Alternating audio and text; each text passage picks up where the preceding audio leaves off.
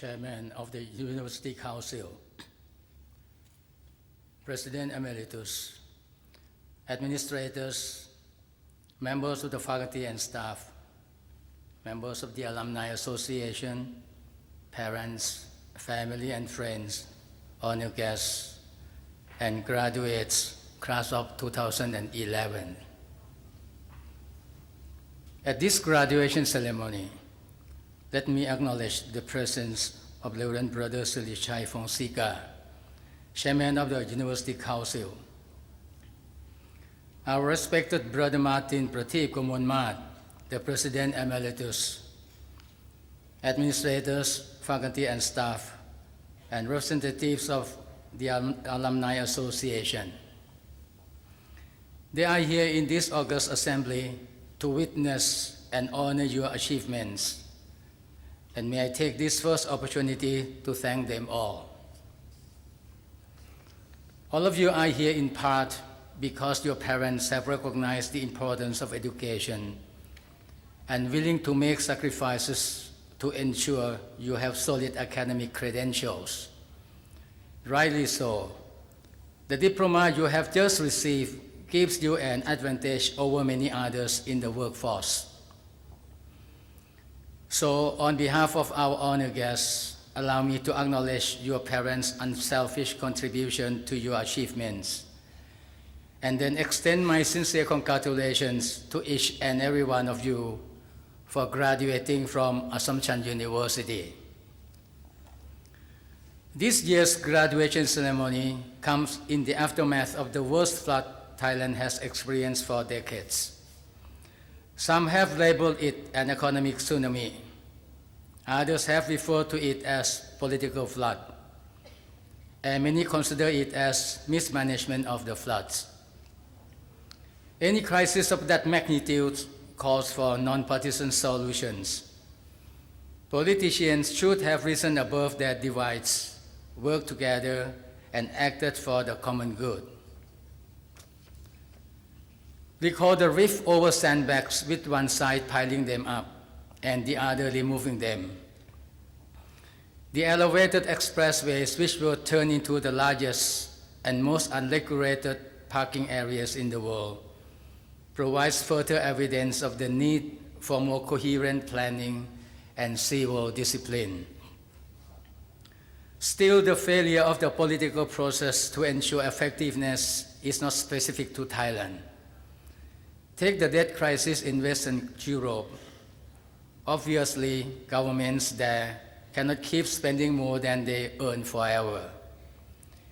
Yet the political stalemate over austerity measures has sent markets tumbling and put the global economic recovery at risk. Clearly, these are cautionary tales for all of us to learn from. These shifts, which are reshaping the 21st century, also raise the issue of what kind of world awaits you.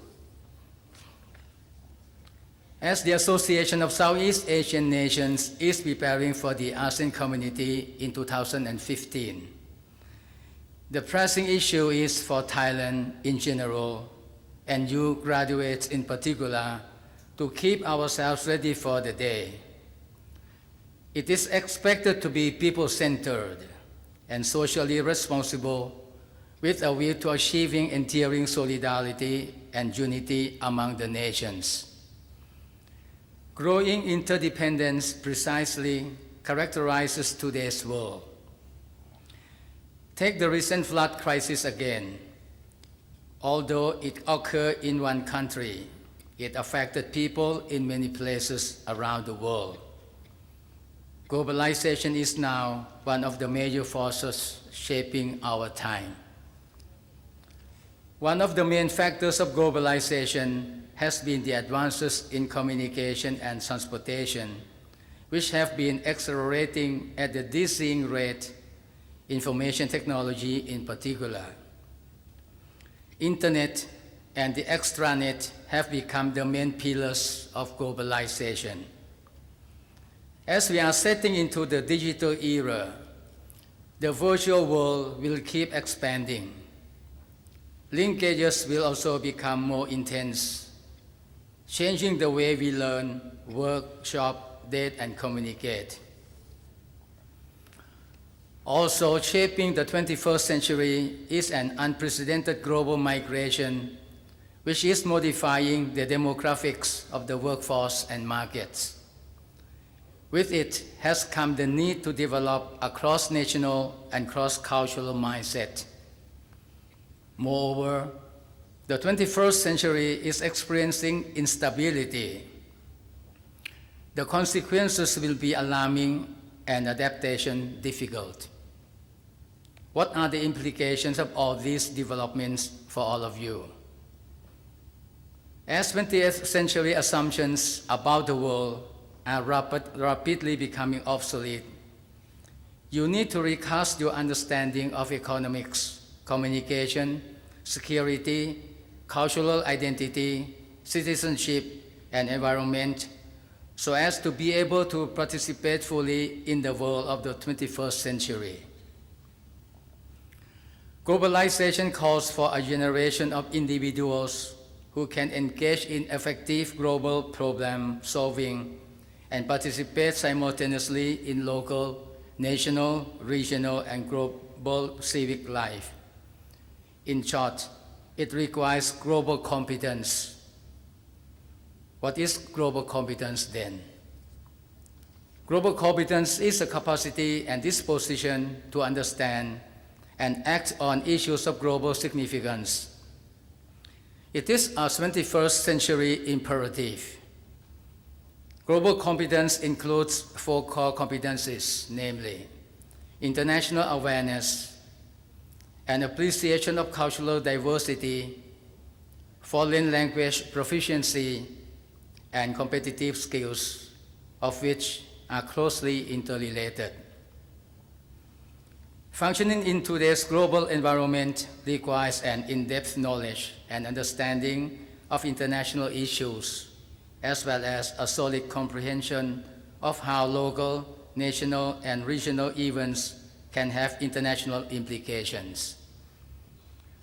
Also needed is the capacity to acknowledge other points of view about pressing world issues, which in turn presupposes an ability to know, understand, and appreciate people from other cultures.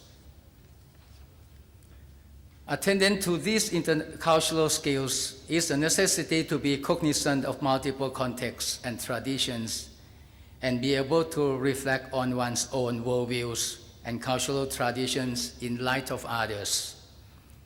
Knowing the differences in cultures one is living in and learning to appreciate and accept them, recognizing how these influence one's choices. Proficiency in foreign languages is also essential to understand and manage this cultural complexity and enhance one's cross-cultural communication skills. Competitive skills involve multiple skill sets ranging from learning, thinking, analyzing, and innovation skills. Key to increasing competitiveness and growth is the need to engage in creativity and innovation. These skills may eventually enhance its capacity to develop new technology provided. However, higher education institutions must know how to stimulate their higher level thinking skills and research activities. The task of making you competent to live and work in the 21st century falls upon us. Contrary to a common misperception among students, the primary purpose of higher education is not to serve employability, but to develop your intellectual capacity and creativity. Higher education cannot and should not be narrowed down to the mere acquisition of directly applicable skills.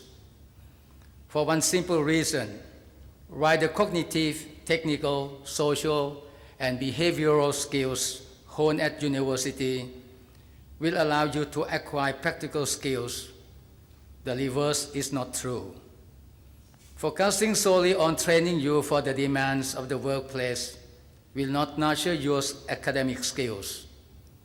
Besides, by doing so, there is also the danger of neglecting the key contribution of universities to political, cultural, and community development and transformations.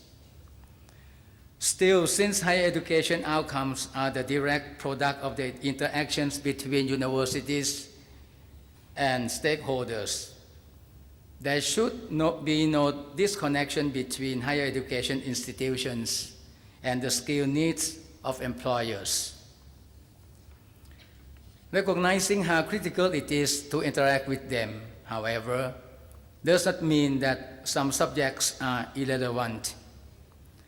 In fact, these subjects that you may perceive as disconnected from the practical world are oftentimes those that will nurture your problem-solving, analytical thinking, and innovation skills. According to a recent study by Michigan State University, most important to employers are resourcefulness and adaptability.